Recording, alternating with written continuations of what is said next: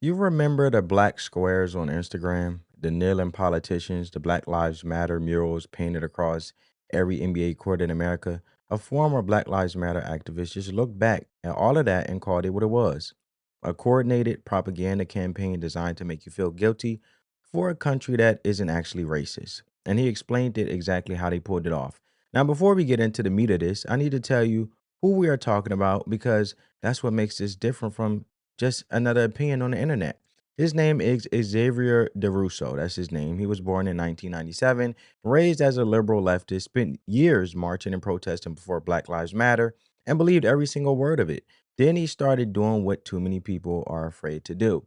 He looked at where the money went, at what actually happened in the neighborhoods, and asked questions that the movement didn't want answered. What he found turned him into a conservative commentator, a Prager U host, and somebody who now speaks at the CPAC. And for those who don't know what the CPAC is the Conservative Political Action Conference. It is a major yearly political gathering attended by conservative activists, politicians, and thought leaders from across the United States, known for high profile speeches, grassroots networking, and straw polls of potential candidates. This isn't some random guy on Twitter. This is somebody who was inside a machine, who drank the Kool-Aid, who lived it, and who walked away when he realized the whole thing was built on a lie. And what he said on Newsmax the other day is exactly the kind of common sense breakdown we need right now, because 6 years after the summer of 2020, a lot of people are still walking around with the guilt they were sold back then. So here's the plan. We're breaking down exactly what DeRusso exposed about the left-wing propaganda arm, why smart, normal people fell for it, and what the George Floyd narrative actually hid from us, and why the Derek Chauvin trial is still making headlines in 2026. And at the end, we're going to talk about the Bible and what the Bible says about building your house on truth instead of sin, because this is exactly what this man had to do. Let's get into it. Mostly a protest. It is not. It is not, generally speaking, unruly. But fires have been started.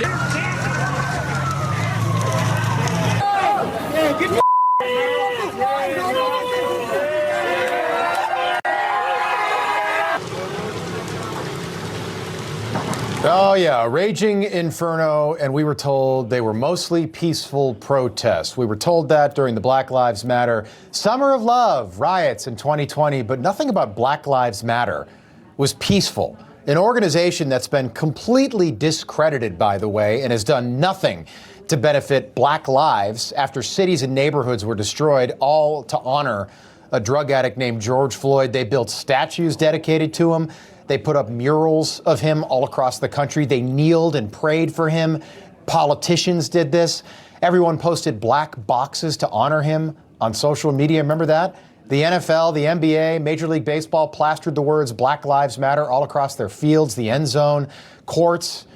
In the end, the Black Lives Matter Foundation turned out to be a giant money laundering scam where the founders bought gigantic mansions, luxury cars, and took luxury vacations. Xavier Durousseau is a former Black Lives Matter activist who saw through all of this and is now a conservative. Xavier, it's great to have you on. Can you take us through what Black Lives Matter was really all about, in your opinion? Well, Black Lives Matter was ultimately just a left-wing propaganda arm. What we've realized over time is that the left-wing, the entire Democratic Party at this point has just become a Marxist facade. So what they did is they made everybody feel guilty. What they did is they made everybody feel like we had to bend over backwards to solve this invisible issue of racism that's not actually happening on a systemic level in our country anymore. So as these riots were going on, as these different, whether it was a content creator, celebrity, athlete, whoever it was, everybody was being pressured to be a part of this movement. And the second you didn't comply, you were demonized by society and exiled from whatever industry that it was that you were in. Why do you think that so many people, like smart, seemingly normal people, fell for it? And here we are 6 years post George Floyd.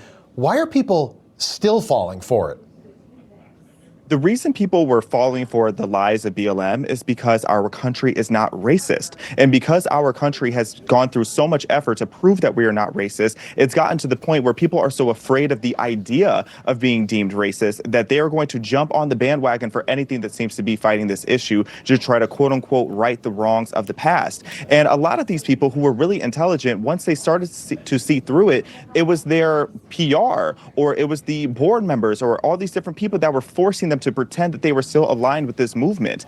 And it takes a lot of guts to be a whistleblower to come out and be like, you know what, I'm not going to do this anymore, especially when you're already a public figure. That's why I'm so grateful for people like Nicki Minaj that is coming out now and exposing so much of the corruption that's happening, whether it's in DC or Hollywood. It is all the same agenda to try to demoralize our society and drag us all to hell. Is George Floyd, in your opinion, a hero in any way?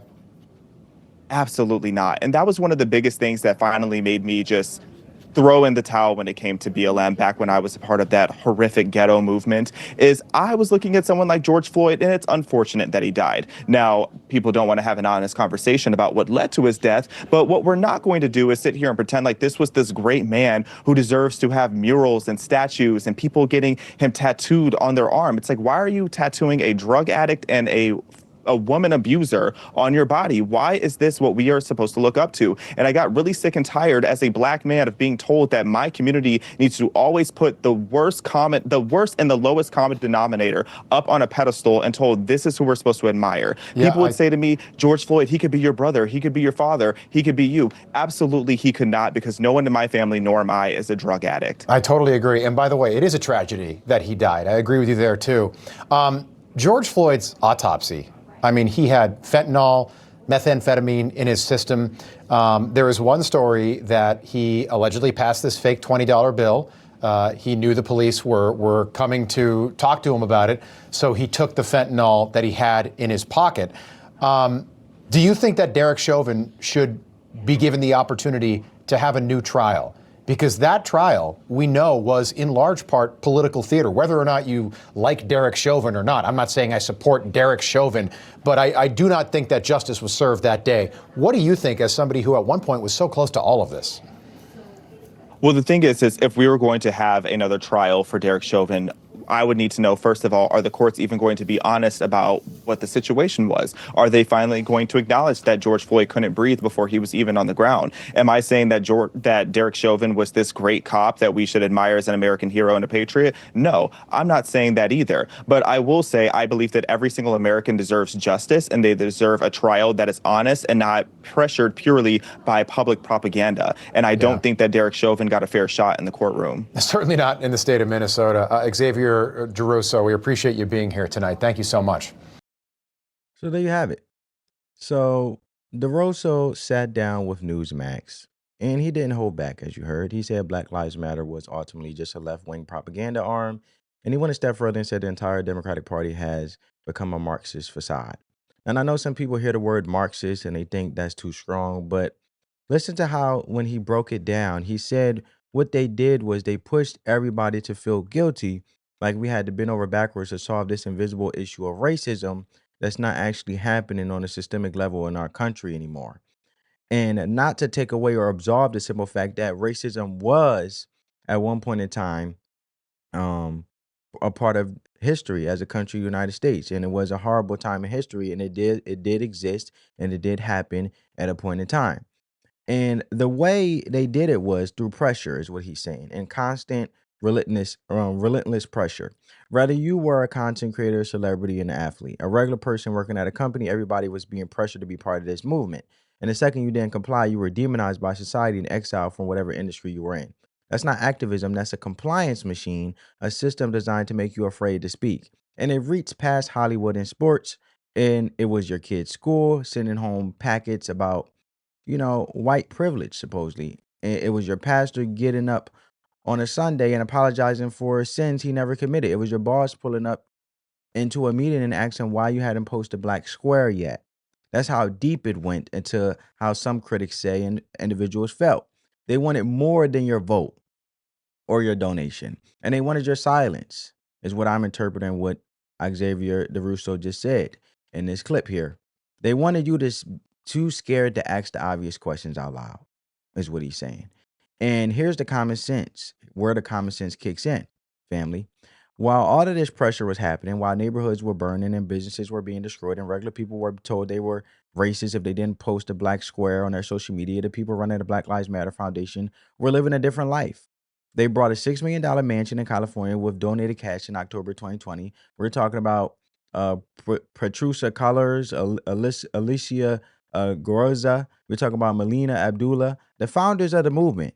That's their names. And if I botch any of them, my apology. But they collected millions in donations from people who thought they were helping black communities, and they turned around and bought luxury homes, luxury cars, and took luxury vacations. Now, that does come off as using a movement that wasn't as peaceful to enrich themselves as critics and individuals are looking at it from the outside in, right? Patricia Collars even admitted she was hosting personal parties and spending overnights at the Malibu mansion. So let me ask you something.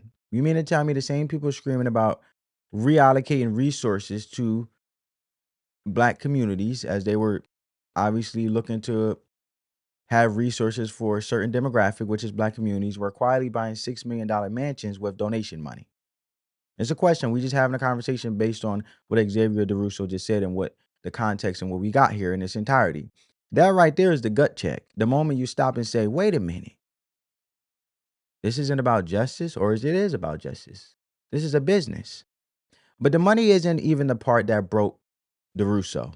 It was what they were telling us to worship. He said the thing that finally made him throw in the towel was seeing George Floyd turned into a national hero. They built statues dedicated to him. They put up murals of him all across the country. Politicians kneeled and prayed for him. The NFL, the NBA, the MLB, the Major League Baseball, plastered Black Lives Matter across their fields and courts. I'll give you an example right now. The quarterback of the New York Giants, right?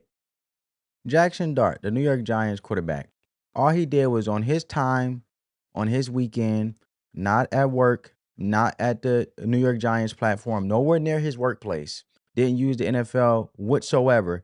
Just chose to introduce the current president of the United States, having an honor and opportunity given to him. They believe athletes have an influence, and The View, for example, holds athletes accountable to use their influence with their platform so big enough that they have, due to their visibility and them being in a professional sports league and reaching the top of the United States. So, however, The View and other individuals feel as though since you introduced, and he was just honored just to introduce the president, he never pushed his political beliefs on anyone or what type of political party he supported on anything. But they're looking at it and assuming already, saying, okay, well, if you are introducing the president, then obviously you support the president and we condemn you for it. But the simple fact is, what's wrong with being honored for somebody giving the opportunity? Anybody, if you had the opportunity to introduce whoever the president was, would you take it? Because I will be honored no matter who the president is. But they automatically say, okay, since you introduce this president, you obviously stand for what he's doing, and just removing the simple fact that he got chosen the opportunity on his time off the clock, nowhere near the New York Giants platform, nowhere near his workplace, to introduce the president, that he should be condemned and held accountable, and he's wrong for what he's doing as introducing the president at a rally.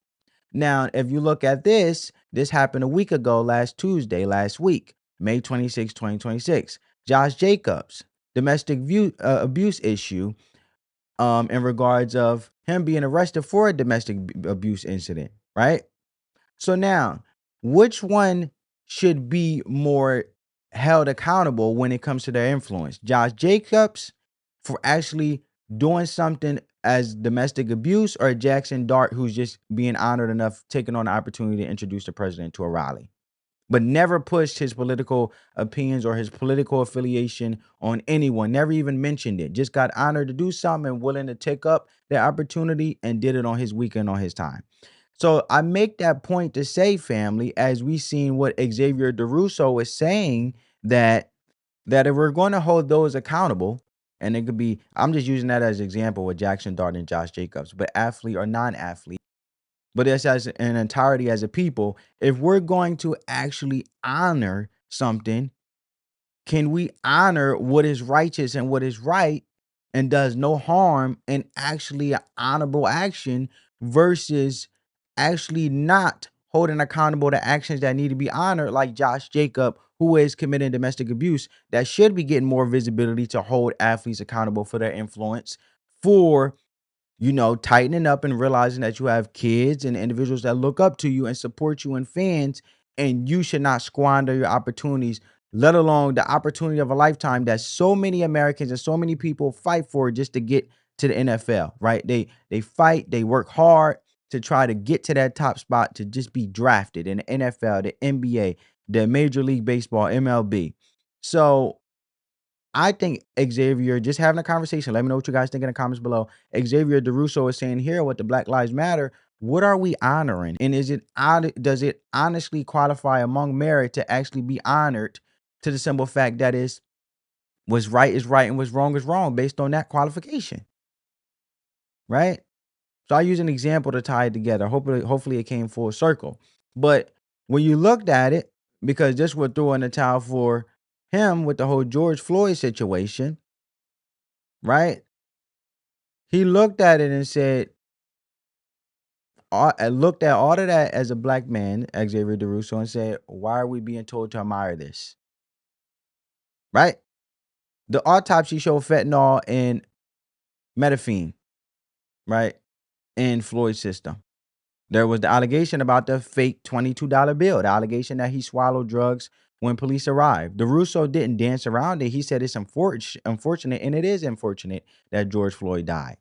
But he said, we're not going to sit there and pretend like this was some great man who deserves statues and murals and people getting him tattooed on their arm. Because wouldn't that promote, in a way, just going based on what Xavier Durousseau is saying and what made him throw in the towel, wouldn't that promote a way for the next generation or those to feel as though they're excused for the simple fact to pull the excuse, or pull the excuse, or I should say the reason of as the color of their skin, to absolve them from taking accountability for what they done?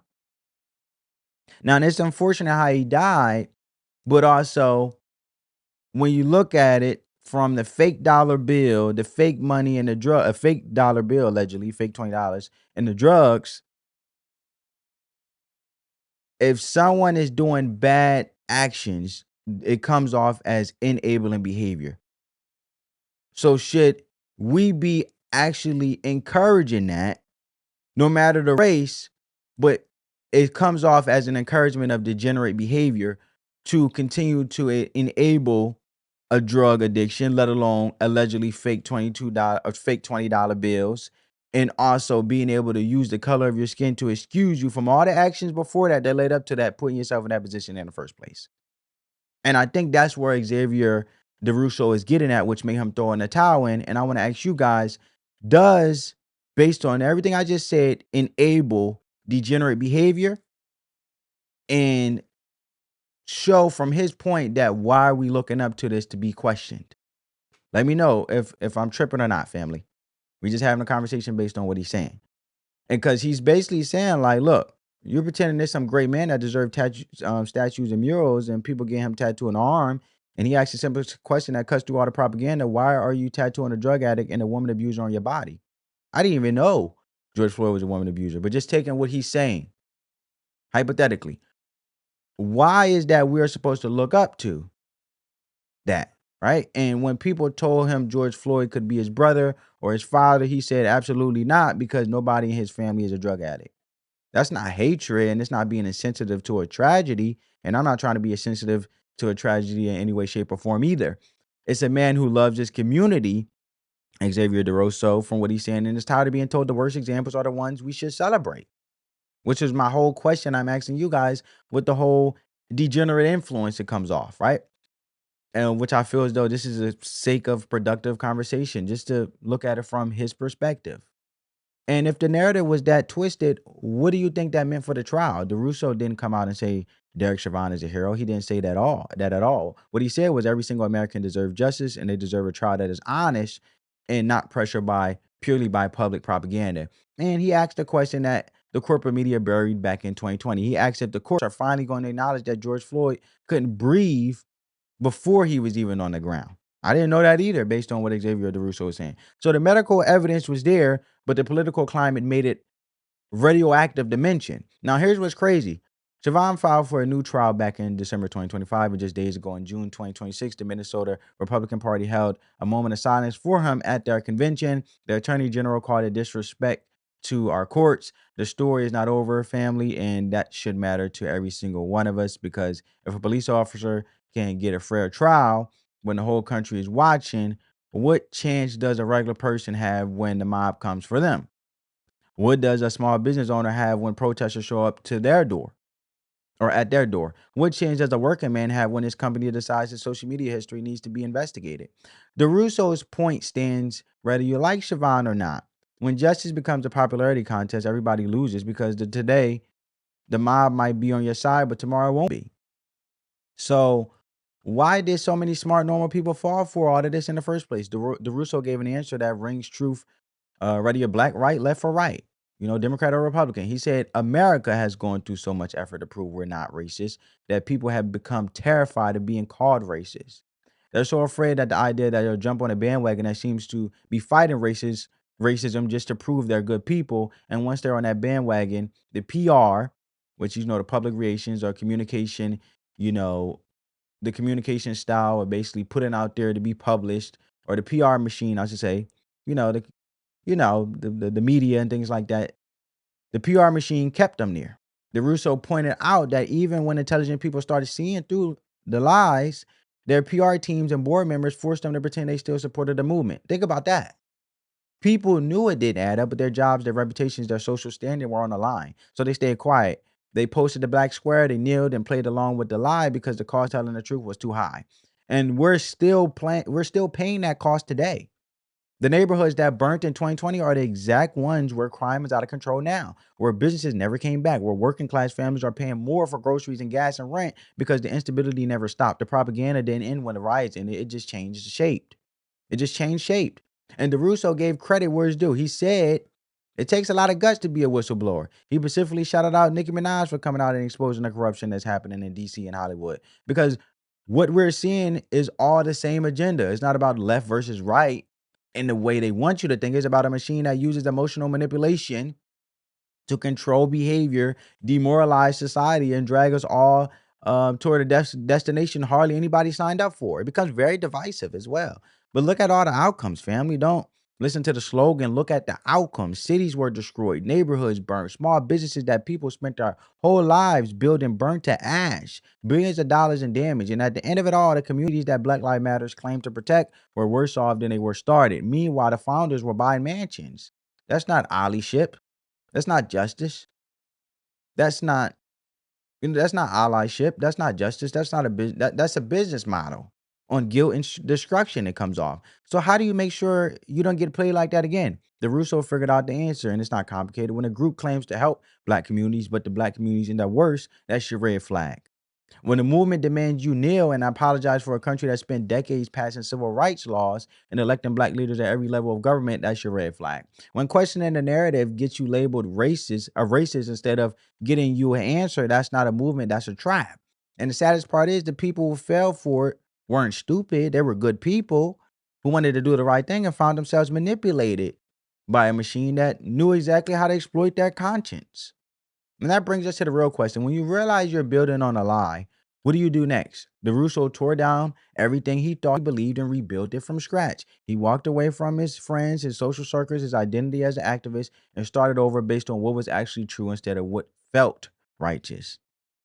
There's a verse in Proverbs that say there is a way that appears to be right, but in the end it leads to death. The Proverbs chapter 14, verse 12. And you don't have to be a Christian to see the wisdom in that. Just because something feels righteous doesn't mean it is. Emotions are easy to manipulate. That's why I say when emotions come in, all logic leaves. Truth requires work. It means asking uncomfortable questions. It means looking at the evidence even when the crowd is yelling at you to look away. Look, when you're in a relationship and you want to continue to grow, to be on the same page, to improve your communication and also understanding of each other, it's going to take hard conversations, for example, right? So here's my question for you guys, family. Do you feel pressure back in 2020 to go along with something that didn't sit right with your gut? When did you first start questioning the narrative? Drop it in the comments. I want to hear your stories, because the lie only works if nobody's willing to speak the truth.